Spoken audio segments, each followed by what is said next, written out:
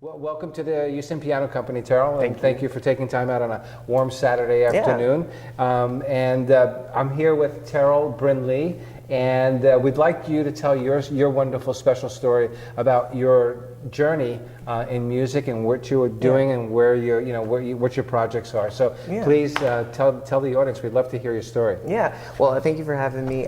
It's really exciting to be here with all the pianos. It's kind of like a kid in a candy shop kind of thing. Right. I started doing music as far as piano training in the 5th grade. I was given, very modest. That was about 2 years ago, 3 years ago? 5th grade, exactly. And I took, basic piano training with the Alfred method.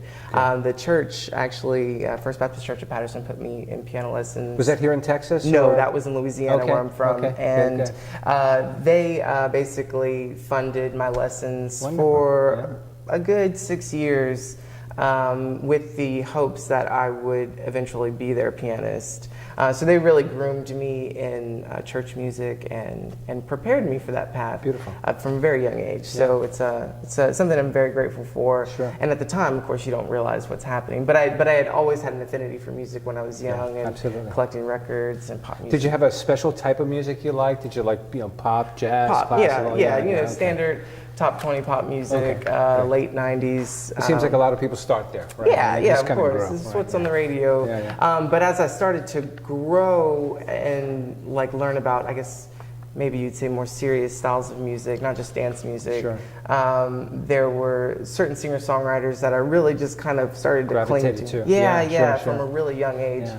And, or I guess it was young for that style of music. Do you remember the first songs that you started to sing when you were playing? When I was playing, I wanted to be just like Sarah McLachlan. Oh, there you go. Yeah, that's exactly what I wanted.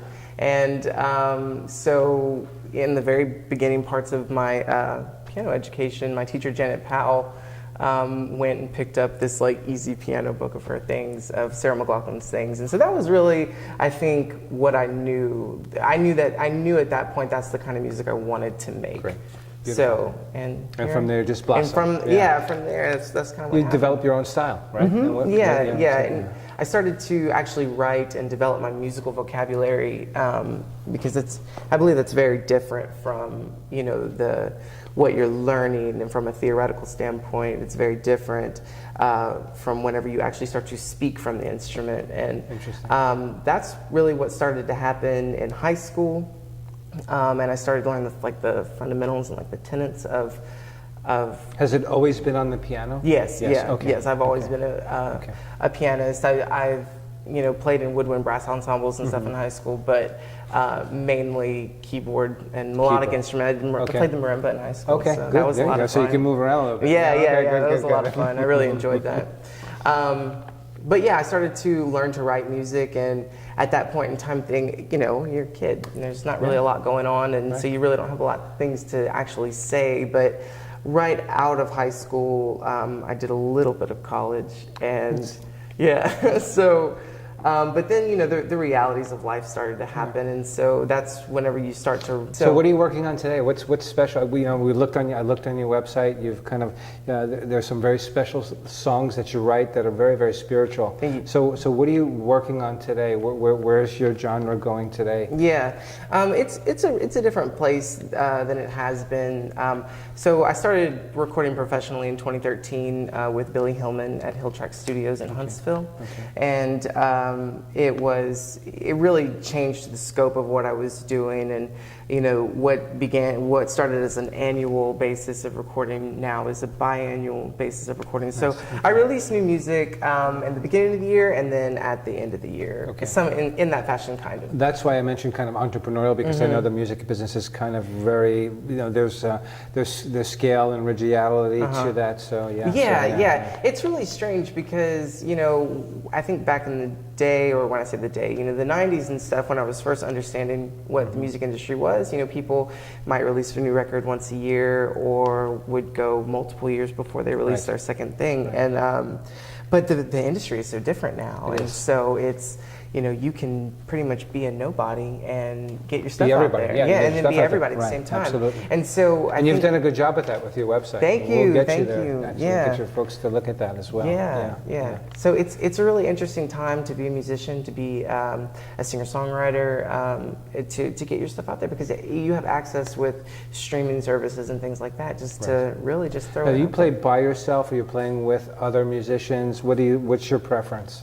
Right now, I never started off and said, this is what I'm going to do and this is how I'm going to do it. It was just, I always played to my strengths and to my budget, and to see what I could pull off. And that always, in the beginning, that translated into, working with some friends who would produce a full-scale, piece that would have, drums and guitar and everything. And so in 2011, when I first started doing that with a friend of mine named Richard Savercool, here in Texas as well? Here in Texas, yeah. Okay. He produced my first EP, and it was great. It was a fun project to be part of, and it was cool to see where my music could go in that experience. But I think the thing is that whenever I present my music, I want to present it in its authentic form, which is me and the piano. And so after I worked with Richard for about a year and a half on the project that we had called Campaign 1, which came out in 2013, I ventured and I met Billy and just started doing a different style of recording, which is me and the piano only.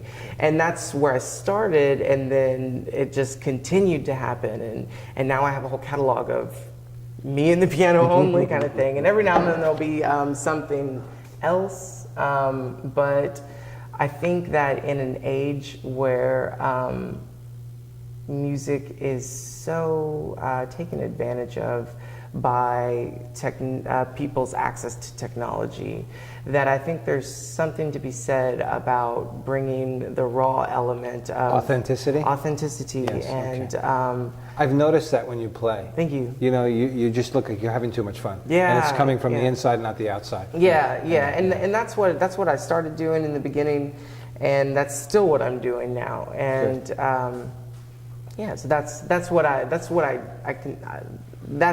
brand. That's how what my brand has become, and I'm not mad about it. You know? Yeah. We're lucky. Can you play something for us? I mean, that would be very I special. can play something for you.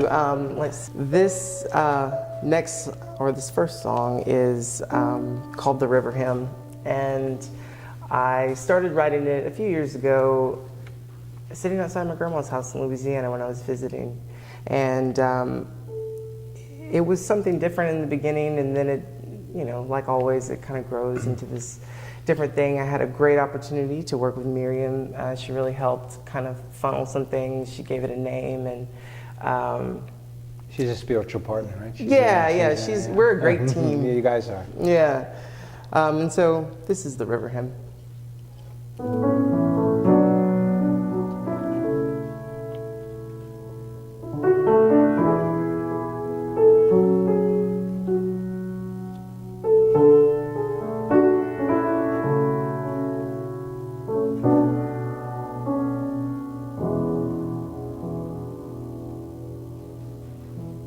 The gospel burden heart descended like a dove and flowed like a river of water and blood. And around the bend I'll take it, forgetting what I've lost.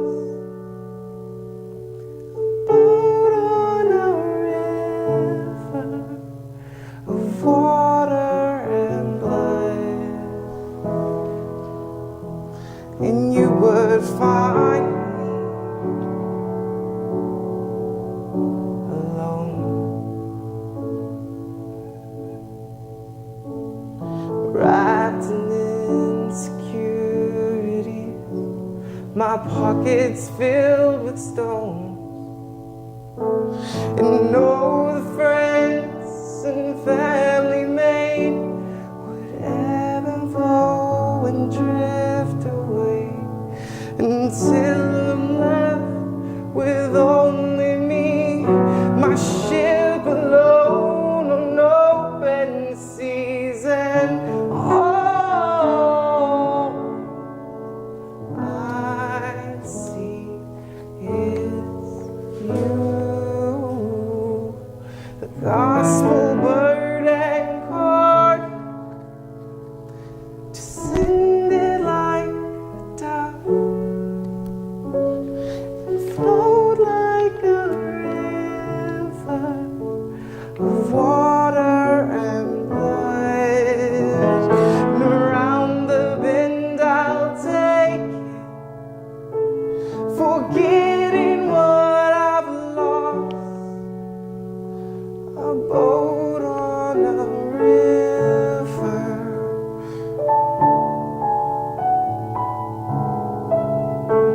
a boat on a river of water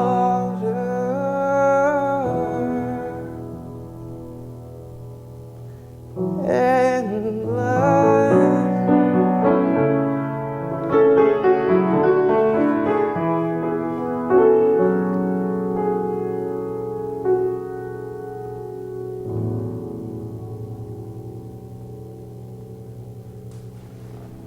It's beautiful. Thank you.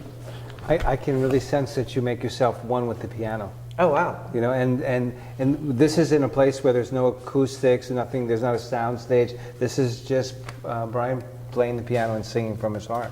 So it's really special. Who's Can you Brian? tell us? Brian.